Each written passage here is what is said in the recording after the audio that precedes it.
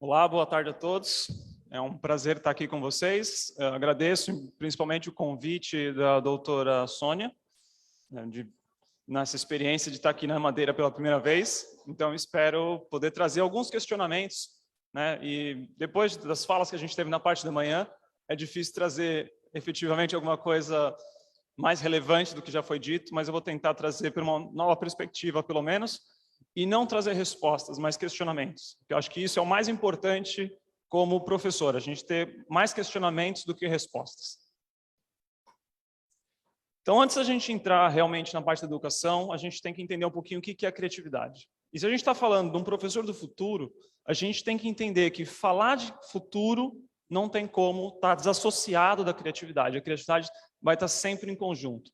E para esse contexto aqui que a gente vai falar hoje, eu quero que vocês entendam criatividade como mudança, mas não qualquer mudança, uma mudança relevante, uma mudança significativa, a todos os níveis.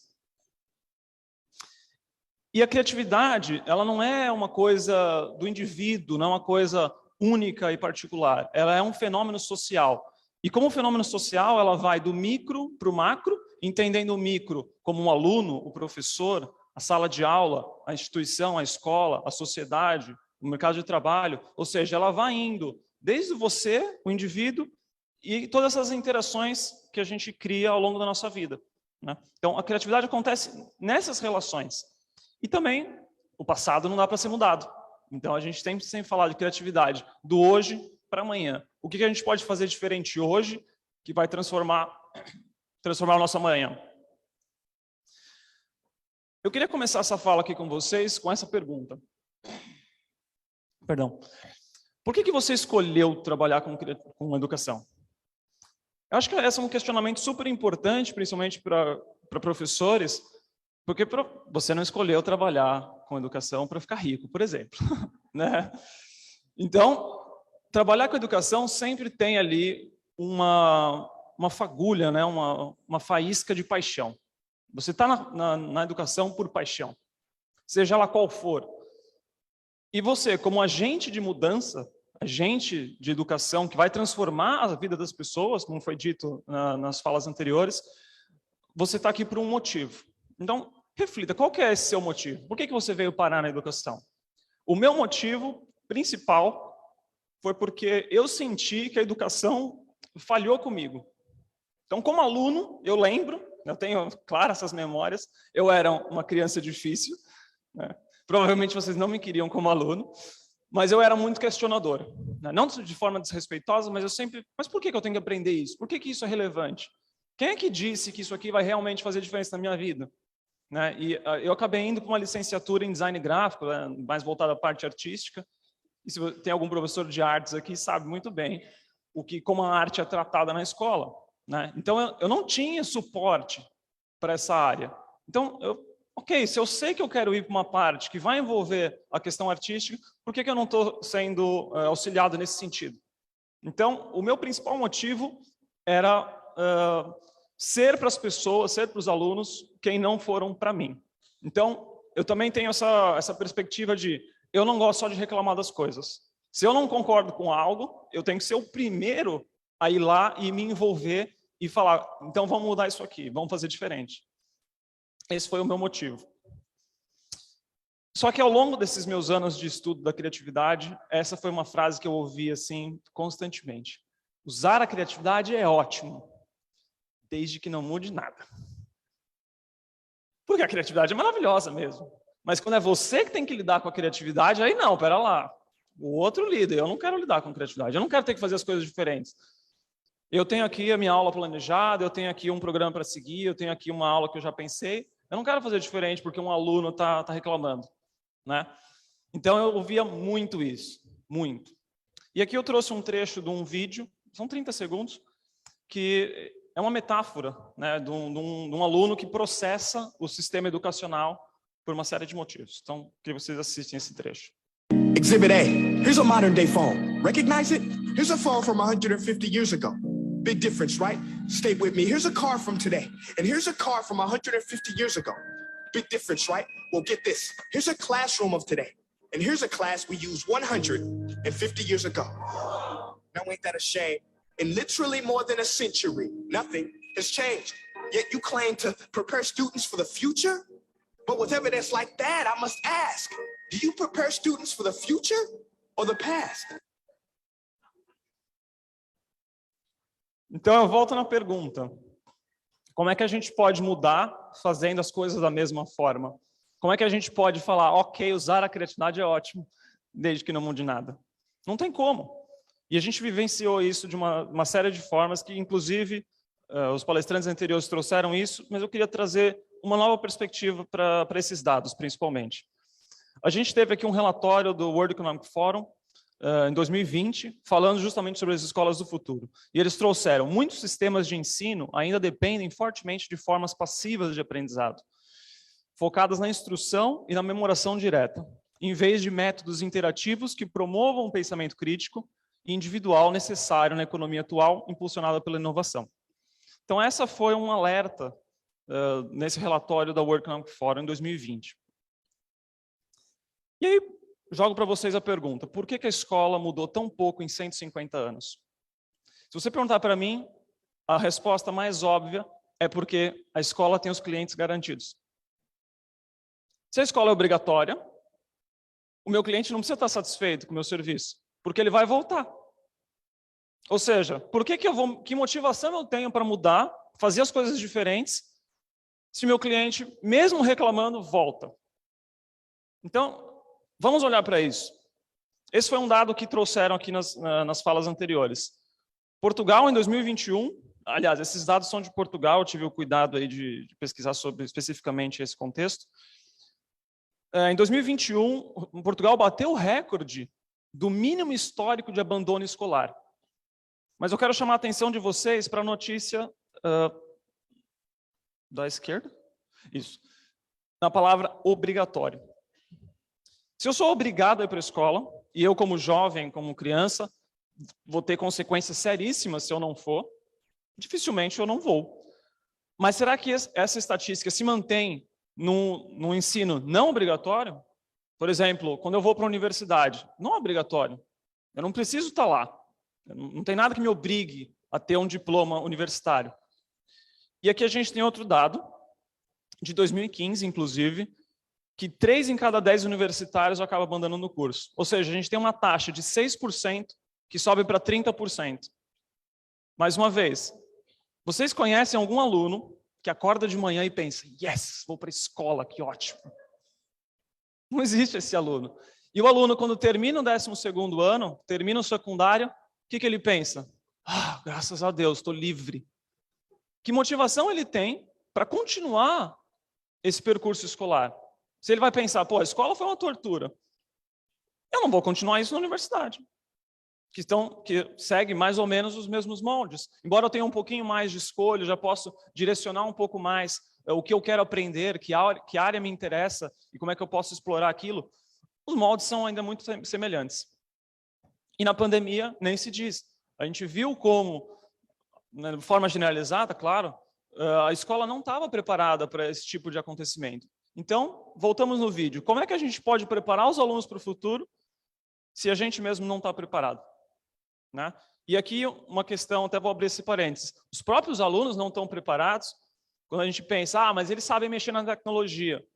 Quantos alunos eu vi, meus próprios olhos, que não sabiam conectar um telefone na internet, ou não sabiam entrar na plataforma Zoom, não sabem usar o Instagram. Eu tenho uma conta no Instagram, uso e tento gerir ela da melhor maneira possível, e os meus alunos não tinham esse conhecimento.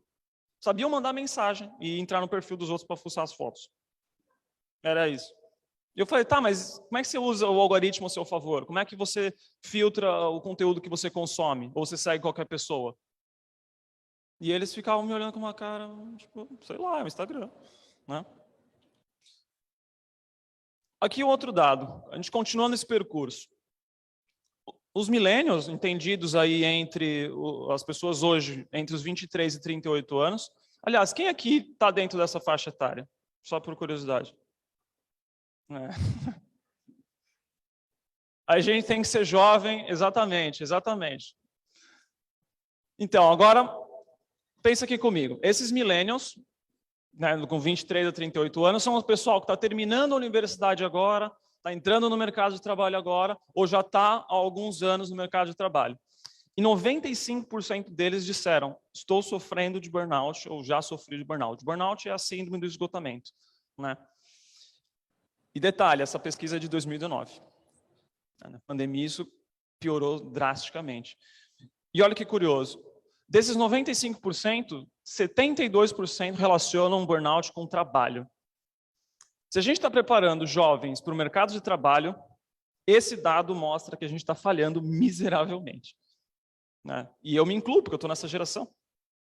Inclusive, a socióloga Anne Peterson escreveu um livro do porquê que os millennials são conhecidos como a geração do burnout, né? E não aguento mais, não aguentar mais.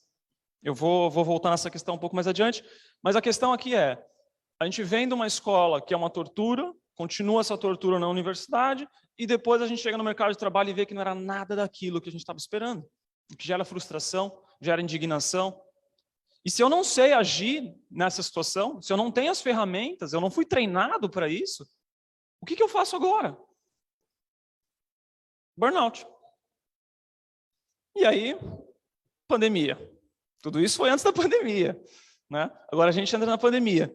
E o que é o Great Resignation? Não sei se vocês chegaram a ouvir esse termo, a grande resignação, mas basicamente foi um movimento que começou nos Estados Unidos, mas que acabou se espalhando pelo mundo todo, onde as pessoas no mercado de trabalho, os profissionais, simplesmente saíam do trabalho, pediam as contas. Ah, mas pediam as contas porque arranjou um emprego melhor? Não, ele simplesmente falou, cansei, não aguento mais. Não quero mais isso para a minha vida e não vou fazer nada, desisto. Basicamente foi o desisto, foi os 80% que o professor falou. Então, olha a consequência de uma educação que falhou. Claro, a gente tem algumas pessoas que conseguiram se salvar no meio dessa história, mas a gente é a exceção e não a regra. A maioria das pessoas está sofrendo, 95%, gente. Então, esse é o resultado de uma educação que falha. Profissionais que não querem mais fazer aquilo, estão cansados, estão esgotados, né? E quem que é a próxima geração de professores? Os millennials. Sou eu. E com que condição eu vou ter, física, mental, psicológica, de preparar alunos para o futuro, se o meu futuro foi um desastre? Então, a gente tem que pensar nisso. A responsabilidade da educação não é hoje, não é o que o aluno terminou a escola, está resolvido. A gente tem uma responsabilidade.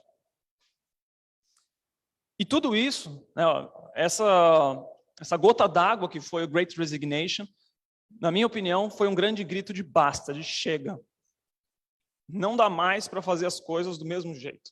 A gente precisa mudar. Está claro isso. A gente viu as estatísticas, a gente viu o que aconteceu. Quando a gente falou, vamos fazendo aí, vamos ver o que acontece, né? Então, isso foi um grande grito de basta. Só que para a gente entender essas mudanças, a gente precisa entender dois tipos de mudanças. As mudanças incrementais e as mudanças disruptivas. A incremental é quando a gente faz um pequeno ajuste. Então, antigamente, a gente tinha o quadro negro com giz, hoje a gente tem um quadro branco com uma caneta. Antigamente, a gente tinha um caderno, hoje a gente tem um tablet ou um computador. Então, são esses pequenos ajustes, essas pequenas adaptações que a gente vai fazendo. Mas isso tem um limite. As mudanças incrementais têm um limite. A gente bate num teto e dali para frente não tem mais para onde ir. A gente precisa de uma mudança disruptiva. E a pandemia foi esse aviso, do tipo, olha, gente, acabou os incrementos aqui, não tem mais para onde ir. Ou muda, ou muda. Ou que nem diria minha avó, ou muda ou apanha, né? Então, é basicamente isso. E como é que a gente vai fazer essa mudança? Mudando o nosso tipo de pensamento. Lembrando que, né, 150 anos atrás, a escola foi projetada para uma realidade industrial. E a gente tinha um pensamento industrial, que era um pensamento linear, repetitivo, segmentado e previsível. Vocês já viram isso em algum lugar? Escola, talvez? E qual que é o pensamento de hoje? É o pensamento digital, que é um pensamento não linear, conectado, multidisciplinar e imprevisível. E a gente precisa saber lidar com isso. A gente precisa entender que os jovens de hoje precisam desse tipo de pensamento porque é a realidade deles. Imagino que vocês, como professores, já foram questionados várias vezes, vocês falaram alguma coisa, o professor, mas eu vi na internet que não é isso, é outra coisa. Mesmo que fosse fake news, mas eles estão conectados. E eles conseguem ver essas coisas um pouquinho em outra dimensão, que a gente talvez na nossa época de escola não era dessa forma. A empresa McKinsey & Company, é uma das maiores empresas de consultoria do mundo, trouxe 10 lições para esses primeiros 2 anos depois da pandemia. Eu selecionei 3 aqui porque eu acho que vai mais de encontro com o contexto educacional. São eles: 1, a escola é um pilar para a sociedade. E a gente viu o que aconteceu. A escola fechou na pandemia, acabou, travou tudo. Os pais não conseguiam trabalhar, as empresas não conseguiam funcionar, não tinha serviço, não tinha produto para pôr no mercado, na prateleira, porque a escola fechou. Então, a escola é um pilar da sociedade. Só que a gente precisa que ela esteja constantemente atualizada para o que a gente está vivendo no mundo. Então, a escola é essa linha de frente da sociedade. 2, o trabalho nunca mais será o mesmo. Também vivenciamos isso com a pandemia. Hoje eu posso trabalhar de casa, eu não preciso mais. Por acaso eu escolhi estar aqui presencialmente, né, porque me deram essa opção, você pode fazer a palestra online. Eu falei, não, eu vou. Porque estar no palco, estar essa emoção de estar aqui com vocês, conhecer esse lugar lindo que vocês têm aqui. Eu falei, claro que eu vou aproveitar. Então, mas eu podia ter feito isso de casa. Aliás, eu sou a primeira pessoa a falar, por que eu preciso sair de casa? Eu não gosto de sair de casa, sinceramente. Então, se eu tenho um trabalho que eu não preciso ir para o trabalho, eu vou optar por ele. Mas isso sou eu. Claro que tem outras pessoas que falam, não, eu gosto de sair da minha casa, ir para um ambiente. E tudo bem. Mas essa flexibilidade é uma realidade nossa. A gente tem essa opção de trabalhar da onde a gente quiser. E 3, todas as opiniões importam. Só que aqui a gente tem que entender que, desde os órgãos públicos, né, desde o Estado, até mesmo o professor que está ali dentro da sala de aula, os próprios alunos estão dentro da sala de aula, a opinião deles também importa. E a gente não pode esperar que a decisão venha de cima, unicamente. Claro que todo mundo tem que trabalhar em conjunto, mas a gente não pode ficar esperando que as decisões venham de cima. A gente está ali na sala de aula todo dia, a gente sabe melhor do que ninguém quais são as necessidades, quais são os desafios. Então a gente precisa se expressar, a gente precisa se comunicar. E até faço um apelo a vocês, como comunidade educacional, eu acho que às vezes a gente se fecha muito, a gente está sempre discutindo entre a gente. Eu sei as dores de vocês, vocês sabem as minhas. E quem não sabe as nossas dores, que podem realmente fazer alguma coisa, pode realmente ajudar a gente a mudar esse cenário. A gente precisa saber se expressar melhor. Isso é muito importante. Em 2020 também, a Unesco lançou uma série de desafios, né, nesse relatório. Então, basicamente, foi priorizar a colaboração e trabalhar em parcerias, estimular a colaboração multissetorial, facilitar o aprendizado entre pares e fortalecer comunidades de prática para professores. Tá? O relatório completo vocês podem ler, mas eu tentei resumir esses desafios nessa passagem, mas também em 3 desafios que a gente pode tirar daqui desse trecho. Então, eu quero colocar esses desafios para vocês, mas, mais uma vez, eu não tenho as respostas. Eu quero que a gente crie essas respostas em conjunto, que a gente reflita, a gente se questione como é que a gente pode combater e enfrentar esses desafios juntos, não individuais. Mais uma vez, estando sozinhos é muito mais difícil, mas se a gente colabora, se a gente coopera entre nós, todo mundo ganha e fica mais fácil, fica mais leve para todo mundo. Então, quais são esses 3 desafios e esses 3 questionamentos? O primeiro desafio é a gente tirar um pouco o foco no resultado e colocar mais foco no processo. O que eu quero dizer com isso? Imagine 2 alunos que vocês têm na sala de vocês, com certeza. Um aluno estuda, presta atenção, participa, se esforça, pergunta. Chega na hora da prova, dá uma branca, ele vai mal. E a gente tem outro aluno que não faz nada, não participa, não quer saber, não anota nada que vocês falam, não presta atenção e, misteriosamente, chega na hora do teste, passa. O que a gente está fazendo? A gente está penalizando o cara que se esforçou, o aluno que ralou, e a gente viu ele se esforçando, a gente está penalizando ele e beneficiando o cara que é o Chico esperto. Ou seja, a gente está focando no resultado e não no processo. Eu, com os meus alunos, eu sempre falei isso para eles. Eu falei, não se iludam. Não é você, do nada aparece com um trabalho pronto aqui e você vai passar. Você não vai passar. Seu trabalho pode estar impecável, eu não vou te passar. Porque eu não vi você fazendo nada. Eu não sei de onde você tirou esse trabalho, você copiou de alguém. Eu não sei. Eu não estou vendo o seu processo, eu não estou te acompanhando. E outro aluno que se esforçava e fazia um trabalho até ruinzinho, Mas eu falo, cara, você se esforçou, você se interessou, você correu atrás. Você ajudou seus colegas quando precisavam. Que isso também é uma coisa muito interessante. Eu colocava, né, os alunos para se ajudarem. Professor, como é que faz tal coisa? Eu falei, fulano, vai explicar ali para ele. Por quê? Porque eu estou incentivando os dois. Eles vão falar a mesma língua, afinal eles têm a mesma idade, né? Estão na mesma etapa da vida. Eu, obviamente, estou supervisionando esse auxílio, mas ao mesmo tempo eu estou passando essa paixão em ser o professor, em explicar para os outros, ajudar os outros para aquele aluno. Porque ele vai falar, pô, o professor reconheceu o meu trabalho, reconheceu o meu esforço, e eu ainda estou tendo a possibilidade de auxiliar o meu colega. E ensinar é o maior processo de aprendizagem.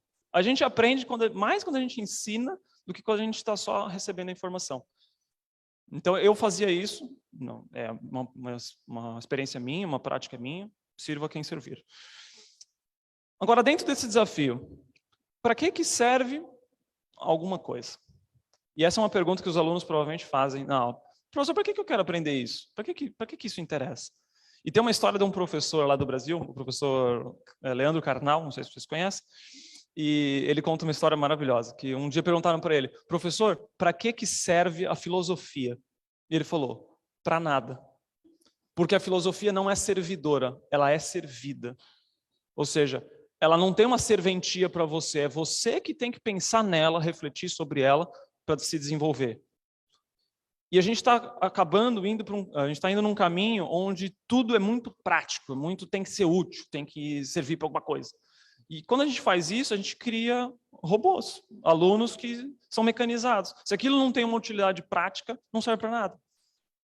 Só que como é que você explica o valor prático da filosofia, por exemplo?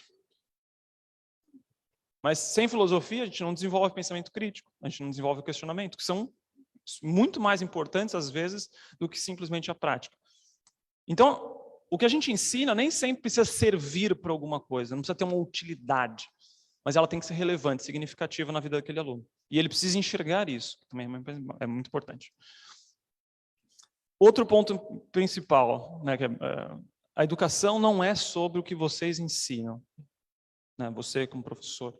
É sobre o que o aluno decide, entre aspas, aprender. Por que decide, entre aspas? Porque o aluno tem que enxergar valor no que ele está recebendo de informação. Eu, por exemplo, aprendi fórmula de Bhaskara. Eu só lembro o nome. Eu não sei para que serve, eu nunca usei na minha vida, não faço a menor ideia. E se um dia eu precisar usar, eu não sei usar, porque eu só lembro o nome. Ou seja, que relevância isso teve na minha vida? Eu precisava mesmo disso? Ou seja, é nosso papel como professor também saber transmitir para o aluno por que aquilo é importante para ele. Mas não é você chegar lá e falar, isso é importante porque eu estou mandando, porque eu estou falando. Você tem que fazer ele perceber o valor daquilo. Como? É um desafio. E a liberdade dos alunos tomarem as próprias decisões para que eles também se sintam responsáveis pela educação deles. Ou seja, o aluno não está lá só sentado, ouvindo, acabou, bateu o sinal, opa, vou embora, acabou. Não, ele tem que tomar as decisões. E a gente precisa passar isso para eles, nem que sejam pequenas decisões ao longo do processo educacional, mas que eles se sintam parte da construção desse processo educacional próprio. Que eles se sintam, pô, eu fui lá e aprendi tal coisa, eu fiz tal coisa, eu desenvolvi tal projeto e foi super legal. Entendeu? Eles vão começar a sentir essa responsabilidade. Um exemplo, eu particularmente gosto que todos os alunos apresentem o trabalho, independente do que for, ele tem que vir aqui na frente e falar. Porque o fato dele vir aqui, ele sente a responsabilidade de estar comunicando, passando uma mensagem, de ter o cuidado de saber se aquela mensagem que ele está passando é realmente interessante, é verídica, né? Hoje em dia a gente tem que tomar cuidado com isso, né? De estar nessa posição de se comunicar com as pessoas, vencer esses medos de falar em público. Eu até estava conversando com o Joel agora. Estar aqui é sempre um desconforto. Estar aqui, todo mundo te olhando, todo mundo prestando atenção em você, você sempre fica nervoso, é normal. Mas se a gente não treina isso, a gente não desenvolve essa capacidade, depois esse aluno não consegue se expressar.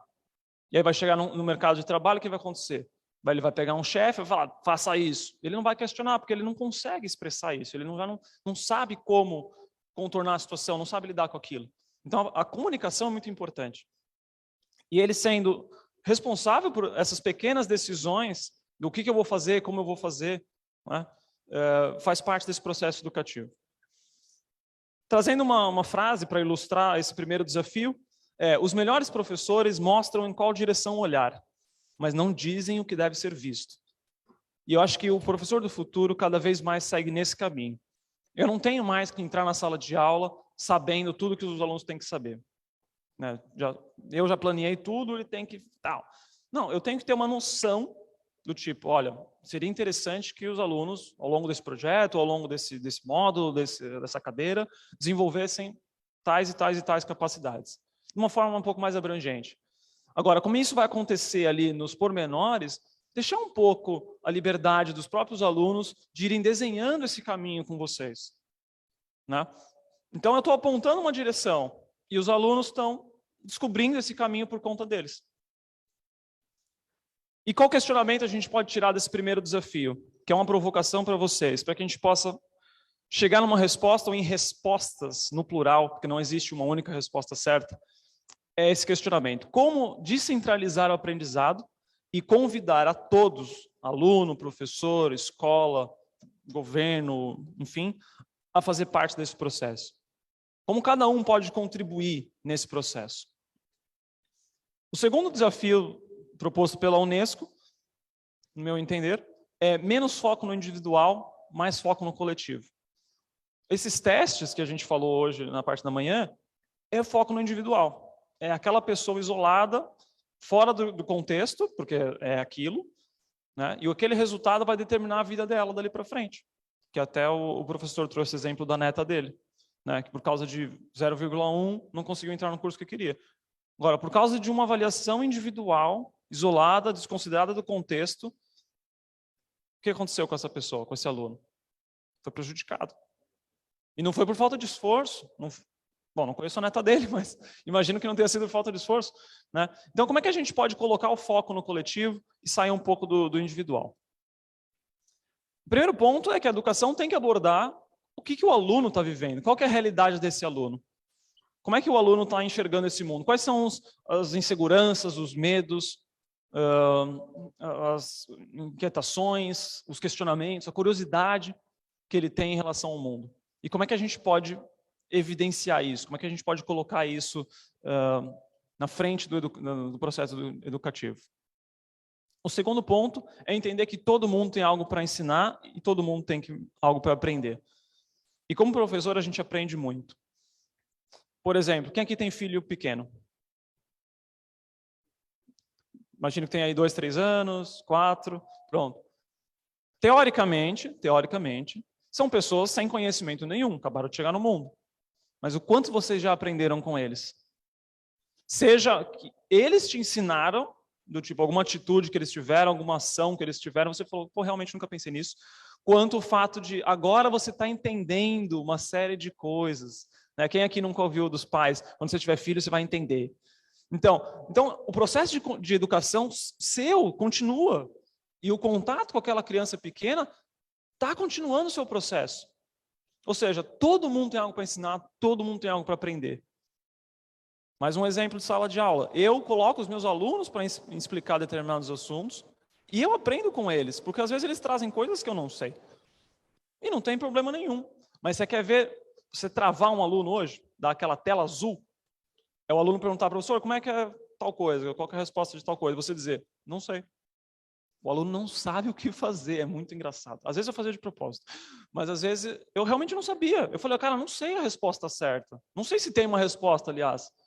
Vamos tentar descobrir isso, vamos fazer isso. E ele ficava, mas como assim? Né? E voltando um pouco na questão do individual, é aquela questão, se eu sou um professor sozinho, o único professor a se comportar dessa forma, a colocar esses desafios para os alunos, eu sou esquisito. Porque os alunos vão falar, mas em todas as outras aulas o professor sabe a resposta. Você que é burro. Né? Então, se a gente não agir em coletivo, né, esse conjunto dos professores, não vai funcionar também. Precisa ser um ato coletivo, não um ato isolado. Então, por que a gente não dá esse espaço para os próprios alunos participarem? Mais uma vez, né? Eu gosto muito da abordagem de projetos, desenvolver projetos. Porque ao desenvolver um projeto, você passa por uma série de fases de pesquisa, de curadoria do assunto, né? Então você vai ter que filtrar aquele assunto para ver o que é realmente relevante por uma apresentação ou não. Eu vou ter que apresentar esse conteúdo. Ou seja, ele vai desenvolvendo uma série de competências e capacidades que talvez através de uma prova não seria trabalhado, né? E colocar eles nessa evidência de você agora tem essa responsabilidade de ensinar os seus colegas sobre esse assunto que você pesquisou. Claro, no começo é aquela coisa, né, alunos? Mas depois eles vão entendendo, pô, realmente, eu estou aqui num papel de professor, eu estou ensinando. E isso é uma coisa interessante. Todo mundo no futuro vai ser professor. Aliás, vai ter que ser professor. Todo mundo, sem exceções. Todo mundo vai ter que ter esse papel de ensinar. Muitas empresas hoje já estão construindo espaços de aprendizagem. E quem ensina não é um professor contratado, é um próprio colaborador de lá, que tem esse papel. E claro, não é um único colaborador, é um conjunto de colaboradores. E cada um vai ensinando para os outros. Então, todo mundo vai ter que desenvolver essa competência que é ser professor. E vocês estão na vantagem, porque vocês têm a paixão. Então, dessa questão do individual e coletivo, eu trago essa frase. Não quero que pense como eu, só quero que pense. Então, como professor, a gente tem que provocar o aluno a refletir. Queremos mentes questionadoras, não apertadores de parafuso, que nem diria meu irmão. E o questionamento que fica para esse desafio é como podemos criar espaços onde todos possam se desenvolver. Um espaço que seja bom para o aluno, um espaço que seja bom para o professor, que seja bom para a escola, que seja bom para as políticas públicas e assim por diante. Como é que a gente pode criar esse espaço onde todo mundo está feliz, está satisfeito?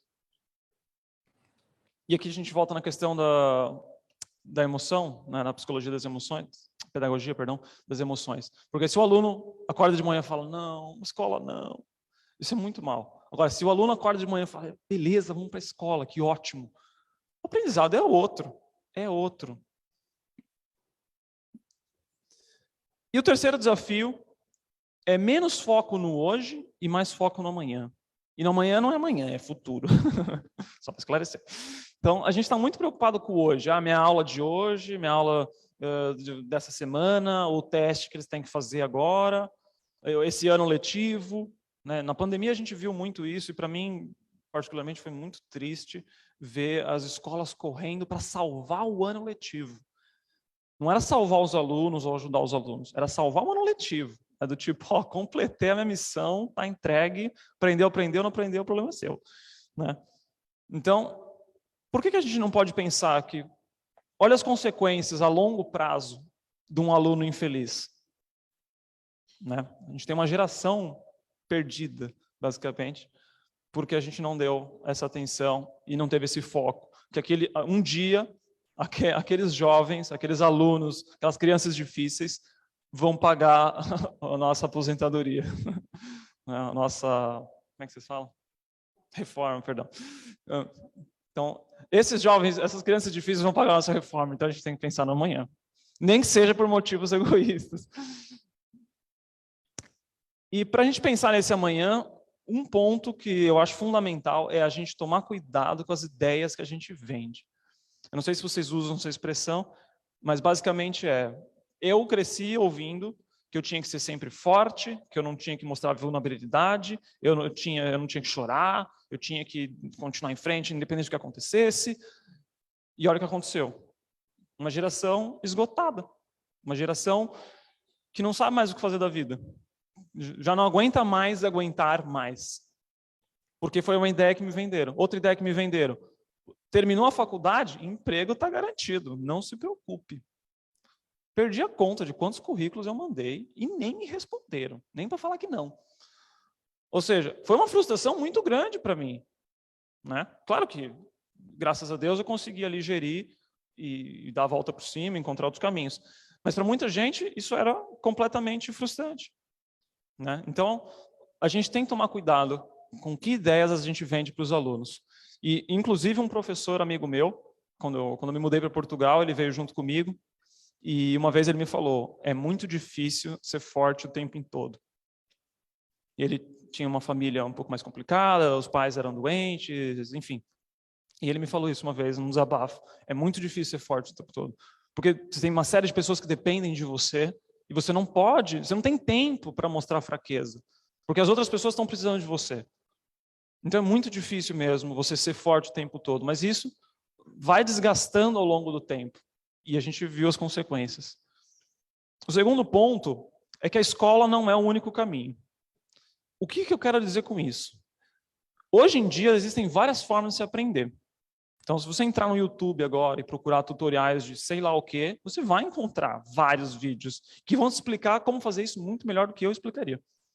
Inclusive, eu fazia isso nas aulas. Eu dava aula em algumas minhas aulas eu explicava softwares de edição de imagem e vídeo. E eu falava, entra no YouTube e procura. E eles, como assim? Você tem que saber isso. Eu falei, cara, você vai encontrar no YouTube vários vídeos que você vai poder pausar, voltar, não sei o que, quantas vezes você quiser. Mas ser professor, você ter um professor à sua disposição para te tirar dúvidas que o Google não vai responder, isso é um serviço premium. Ou seja, você ter um professor à sua disposição para ouvir as suas dúvidas, ouvir as suas inseguranças, tá ali para você quando você precisa de ajuda, isso é um serviço premium. Então, olha a importância de um professor. Então, a gente tem que entender que a escola não é... A escola, quando eu digo, é o estabelecimento físico, né, a construção. Não é o único lugar que a gente pode usar para aprender. A gente tem outras plataformas. Cabe a nós saber usar, ou seja, saber mostrar que direção um aluno deve olhar, né?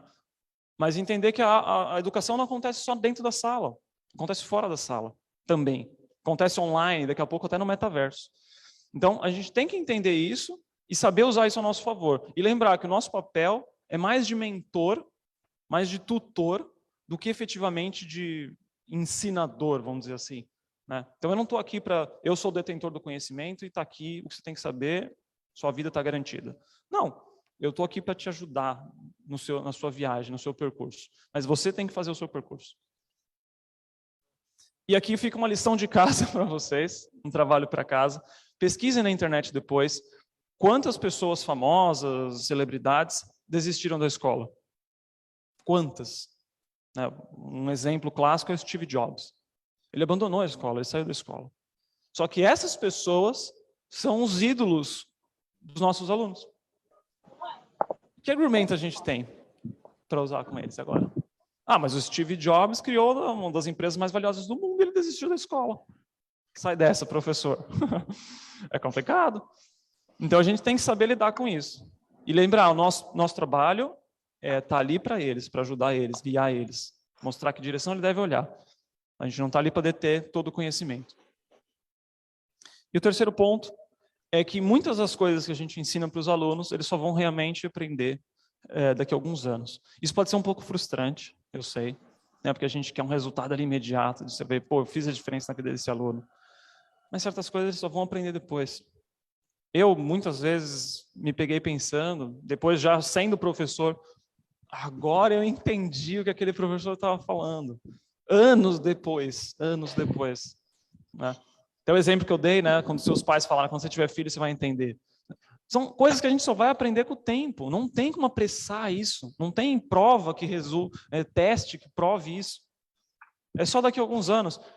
Então, a gente tem que entender que hoje aquele aluno é complicado, é difícil, está dando dor de cabeça, mas eles vão entender em algum momento, que foi até o que o outro professor trouxe, né? Os alunos difíceis são provavelmente os que vão dar certo entre aspas, né? Mas vão dar certo no futuro. E uma frase que também para ilustrar isso é que a educação não é encher um pote, mas acender uma fogueira. Ou seja, a gente tem que acender essa fogueira no aluno. Que fogueira é essa? É a fogueira da curiosidade, do questionamento, do que ele valoriza, do que ele enxerga como significativo.